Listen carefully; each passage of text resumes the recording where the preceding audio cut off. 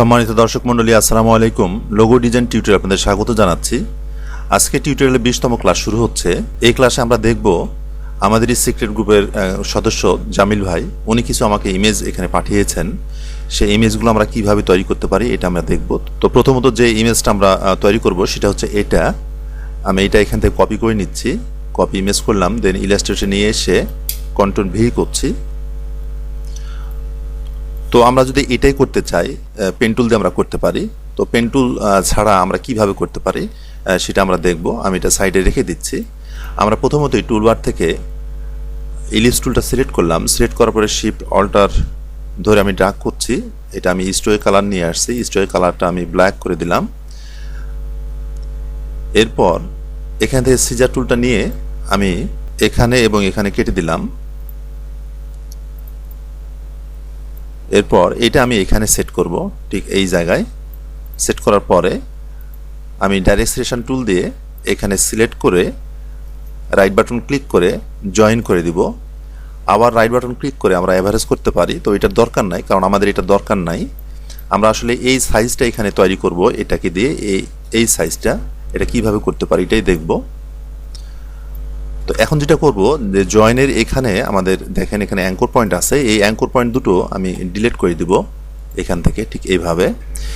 এরপরে যে হ্যান্ডেলগুলো আপনারা দেখতে পাচ্ছেন, শিপ ধরে আমি হ্যান্ডেলটা এইভাবে উপর নিচ করে এটাকে অনেকটাই এসের আকার ধারণ করাবো আর কি, এখানে যেমন আছে। এরপর আমি স্ট্রোকটা বাড়াই নিচ্ছি যতটুকু প্রয়োজন মনে হবে। আমি এটা ছোট করে নিলাম। এরপর ইলিপস টুল আমি সিলেক্ট করে ঠিক মিডিল থেকে ড্র করছি।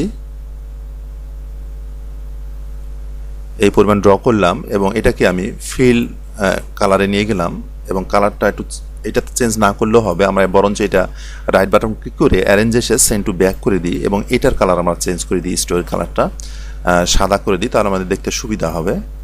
ঠিক এই আমি এটা একটু ছোট করে নিচ্ছি।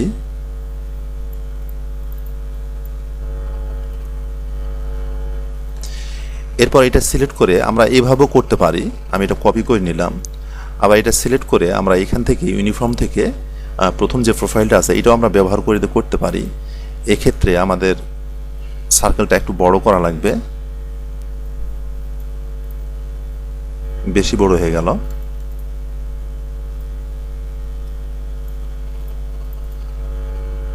তাহলে ঠিক এই ধরনের হবে।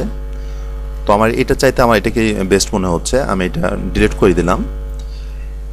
আমরা যদি কনফার্ম হই যে এই স্ট্রোকে এমন পিটি ব্যবহার করব কিংবা বাড়িয়ে নিতে পারি, কমিয়ে নিতে পারি, দেন যখন ফিক্সড হবে তখন আমরা অবজেক্ট থেকে এক্সপ্যান্ড করে ফেলবো, ঠিক এইভাবে। দেন দুটা সিলেক্ট করে পাথফাইন্ডার অপশনে এসে আমরা মাইনাস ফ্রন্ট করে নিচ্ছি, ঠিক এই। এরপর এখানে যে অ্যাঙ্কর পয়েন্ট আছে আমি এই অ্যাঙ্কর পয়েন্ট সিলেক্ট করে আমি এখানে যে একটু রাউন্ডেড করে নিচ্ছি, ঠিক এইভাবে। তাহলে আমাদের এই যে শেপটা এটা চলে আসছে। এখন এর ভিতরে যে আর আমরা লিখবো, এবারে আর যে লিখবো এটা কিভাবে লিখবো এটাই হচ্ছে বিষয়। আমি এটাকে একটু রোটেট করে নিচ্ছি, ঠিক এইভাবে একটু রোটেট করে নিলাম, ঠিক আছে। এরপর আমরা যা করব তা হলো আমি আবার ইলিপস টুল সিলেক্ট করলাম। সিলেক্ট করার পরে এখানে একটা সার্কেল ড্র করব। এটা আমি চোখের মাপে করছি এবং এটাতে সাদা কালার দিলাম এই, এবং এটাকে আমি একটু রোটেট করে নিচ্ছি, ঠিক এইভাবে রোটেট করে নিলাম। এরপরে পেন টুল সিলেক্ট করে আমি ঠিক এই যে অ্যাঙ্কর পয়েন্ট দেখা যাচ্ছে এখানে ক্লিক করছি এবং এখানে ক্লিক করলাম। এটা কালারটা স্ট্রোকে থাকবে, আমি স্ট্রোকে নিয়ে আসলাম। দেন আমি পেন টুলে আসি।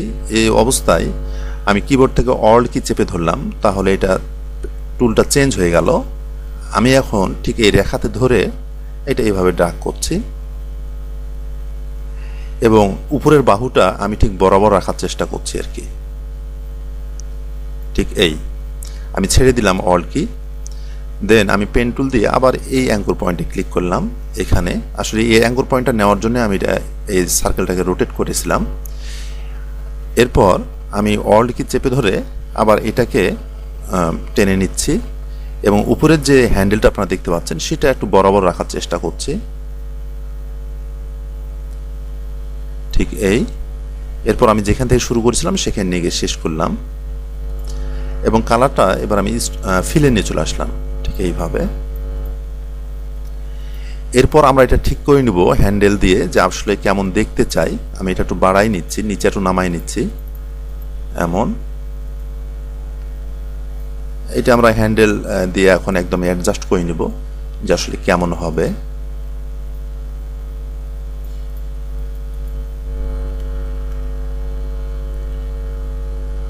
তো আমার মনে হচ্ছে ঠিক আছে। যদি মনে হয় ঠিক আছে তাহলে সবগুলো সিলেক্ট করে পাথফাইন্ডার অপশনে এসে আমরা মাইনাস ফ্রন্ট করে দিব, ঠিক এই। এখনও যদি আমরা চাই একে মডিফাই করতে, আমরা মডিফাই করতে পারি, অসুবিধা নাই। আচ্ছা, তো আমাদের এটা হয়ে গেল। এখন এটাকে আমরা আর বানাবো, আর এই পারে আমরা আর কোনো কিছু বানাবো না, কারণ এটাই আমরা কপি করে রাখছি একটা। আমি অল্ট কি চেপে ধরে কপি করে রেখে দিলাম। দেন আমি টুলবার থেকে রেকট্যাঙ্গেল টুলটা সিলেক্ট করে এটা রোটেট করে এখানে সেট করব।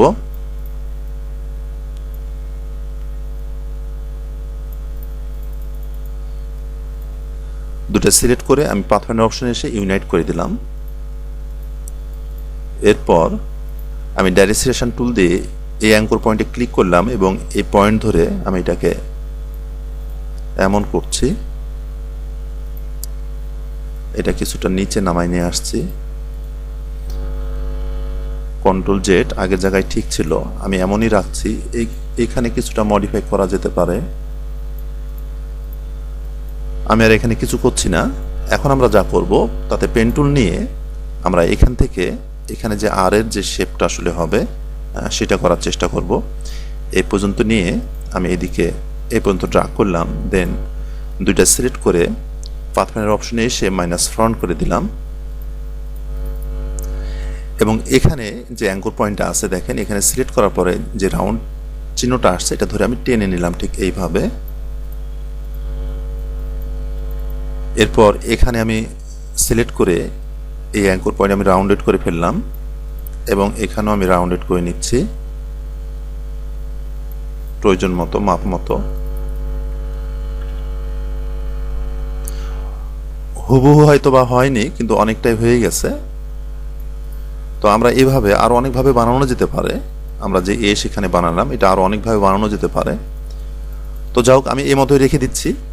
দেন আমি এটাকে রোটেট করে নিব। আমি শিফট চেপে ধরে রোটেট করে নিচ্ছি এবং এটা নিয়ে এসে আমি এখানে সেট করে দিব, ঠিক এর বরাবর, ঠিক আছে। এবং এটা ডিলিট করে ফেলব। সবগুলো সিলেক্ট করে আমরা এগুলো আপ ডাউন করেও ঠিক করে নিতে পারি। এরপর সবগুলো সিলেক্ট করে আমি কন্ট্রোল জি প্রেস করছি, গ্রুপ হয়ে গেল। এটা ছিল জামিল ভাইয়ের প্রথম ইমেজ। আরও অনেক ইমেজ ভাই পাঠিয়েছে, আমরা সেগুলোও দেখব। এরপরের যে ইমেজটা আছে সেটা হচ্ছে এইটা, যেটা একটা কফির সাইন। আমি এটাও কপি করে নিয়ে যাচ্ছি। এটা বানানোর জন্য আমরা ইলিপস টুল সিলেক্ট করছি, কালারটা আমি স্ট্রোকে নিয়ে যাচ্ছি। দেন এখান থেকে সিজার টুল সিলেক্ট করে আমি এখানে ক্লিক করলাম এবং এখানে ক্লিক করছি এবং এখানে ক্লিক করলাম এবং এখানে। এরপরে আমি এই অংশগুলো ডিলিট করে দিচ্ছি, এখানে এই অংশ এবং এখানে এটা ডিলিট করে দিলাম এবং পেন টুল দিয়ে আমি এটা এবং এটা অ্যাড করে দিচ্ছি, ঠিক এইভাবে। এরপর ডাইরেকশন টুল দিয়ে আমরা এই দুটো অ্যাঙ্কর পয়েন্ট সিলেক্ট করছি। সিলেক্ট করার পরে আমরা এখানে কনভার্ট সিলেক্টেড অ্যাঙ্কর পয়েন্ট এখানে ক্লিক করলাম। ক্লিক করার ফলে এমন হলো। এরপর আমি এটা স্ট্রোকটা বাড়াই নিচ্ছি। স্ট্রোক বাড়ানোর পরে আমি প্রোফাইল এখান থেকে ইউনিফর্ম থেকে এই প্রোফাইলটা ব্যবহার করব।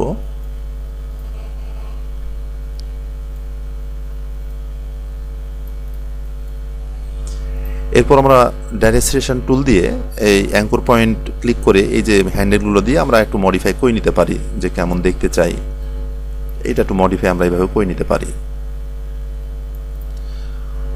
তো এইভাবে আমরা এই যে কফির যে সাইনটা এখানে তৈরি করা হয়েছে সেটা আমরা বানাতে পারি খুব সহজেই। তাহলে ভাইয়ের দেওয়া দ্বিতীয় যে ইমেজ এটাও আমরা করে ফেললাম। তো আরো ইমেজ ভাই দিয়েছে,